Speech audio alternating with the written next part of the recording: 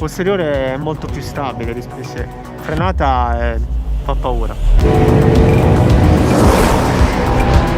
It's definitely better now, like it's more easy to turn into the corners.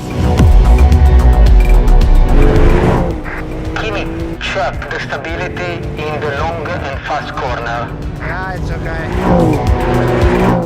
Ti lesmo molto meglio, soprattutto anche sull'anteriore è molto meno sottosterzo. Bisogna che vi faccia come un giro con la massima deportanza.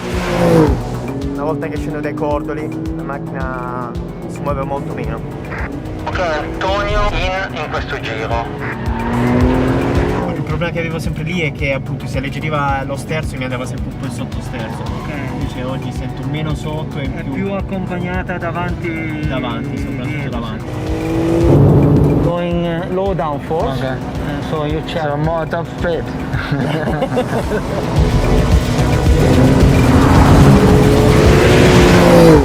Find the perfect mix of everyday use and track use. Ed è stato bello appunto soprattutto vedere il miglioramento che abbiamo portato quest'oggi sulla vettura.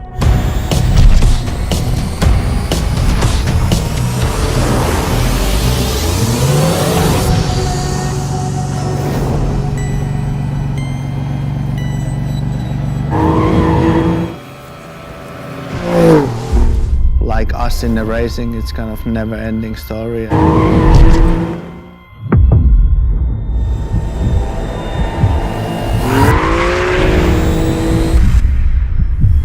This is the adjustable rear wing. So today your work will be to tune also this. Yeah. Quanto è più larga dietro rispetto a quell'foglio? Siamo saliti a 30 per lato. 30?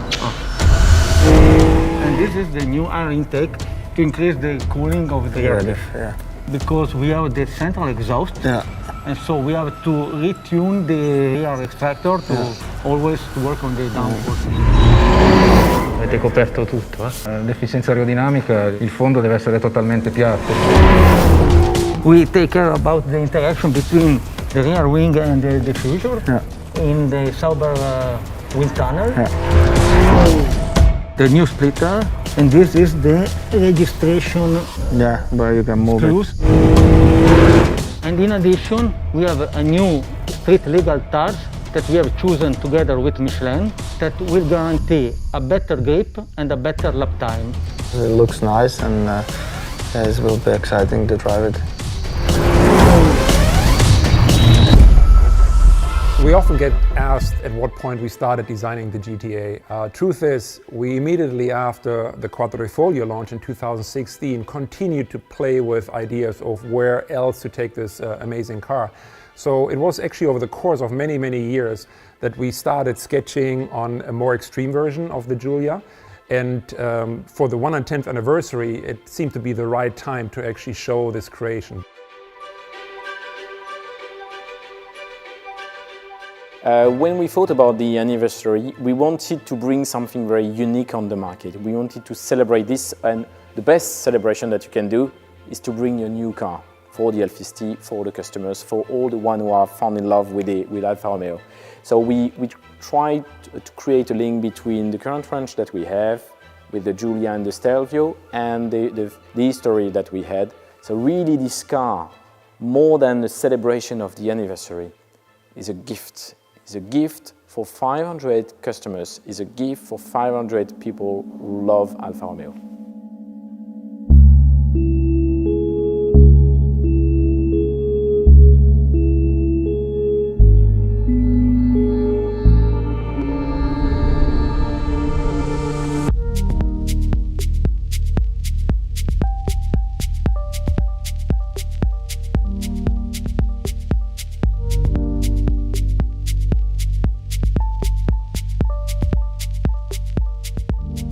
So carbon fiber is a material that we excessively used on the GTA and M for lightweighting. So the whole front part of the car is carbon fiber.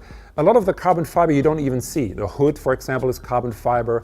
The fender are carbon fiber. The whole front fascia is carbon fiber, but it's painted, so it's not really visible. But then there's a lot of exposed parts of carbon fiber, the aero pieces. We also have the wheel arch extension at the back, the rear wing. Those are exposed carbon fiber pieces. We actually like very much working with carbon fiber. It's a material that can almost do anything. But the two differences you need to understand when working with carbon fiber, and you really have to pay attention to in the design phases, what will become aesthetic and therefore will be shown, and what is non-aesthetic. And you can see when you look at a real performance car, even all the way up to Alfa Romeo racing a Formula One car, a group that we worked hand in hand with and helped us tremendously with the development of these parts, we discovered very much the impact, the aesthetic impact, and the difference between aesthetic carbon fiber and non-aesthetic carbon fiber. So we had to make deliberate choices and made sure that the parts that were exposed really were aesthetic. And what that means is basically you really have to pay attention to the orientation of the carbon fiber weave, for example, whereas when you paint it later, you can't just do it any way you want. So there's really differences in how you have to approach it, but carbon fiber is a wonderful material to work with. So when we designed the Giulia GTA, when we had it in the studio, you can imagine that our walls were filled with reference images of the original GTA.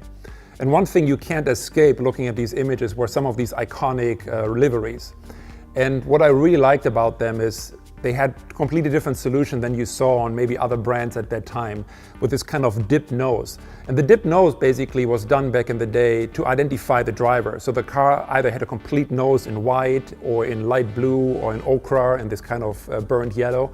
And that's something we thought was really, really cool. So when the car was done, when the GTA was done, we thought this would be a nice opportunity for our customers, if they so wish, to also apply this kind of historic livery.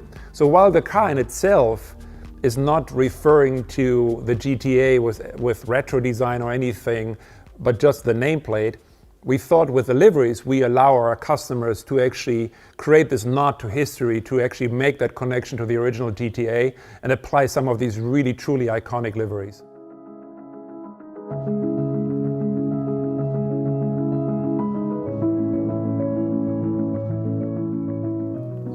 I'm Fabio Migliavacca. I'm the head of product marketing for Alfa Romeo in the EMEA market. We decided to achieve 540 horsepower because it was enough to our target. It was a power to weight ratio, and so reducing the weight, we had the possibility to reach the performance that we wanted without adding too much power. Also because the idea was to keep the rear wheel drive. On the GTA-M we have a specific aerodynamic package. We have a front splitter that is like on the Quadrifoglio and like on the GTA, an electric actuated splitter, so it could go down over a certain speed, but you can also adjust it in what we call the X direction, so in the front of the car manually, to increase the area and the downforce on the front of the car. In the same way, on the back of the car we have this huge rear wing that is adjustable, so the central part could be inclinated in a different position, adjustable manually from the customer, and we will give some guideline to the customer depending from the circuit where the customer will drive for a track day or something like that, giving the aero setup that is the ideal one for that circuit. We worked on the weight reduction on the GTA-M and the GTA, working from every single particular of the car.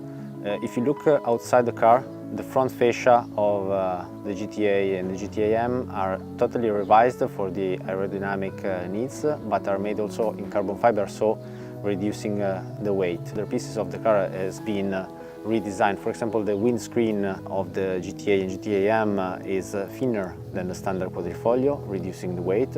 And on the GTA-M is really visible the fact that you are removing the rear seats, the rear bench, adding the roll bar, the roll cage with the 6-point harness, and the monocoque seats from Sabelt that are reducing the weight compared to the Spark 1. Working with Sauber is a great opportunity for us to have them on board on such a project. So we are involved in the Formula One with Sauber, as you know, but having their knowledge and their experience on the GTA project is an added value. So we worked with them also in in-wheel wind tunnel to adjust the aerodynamics on both GTA and GTA M to achieve a better downforce on both cars.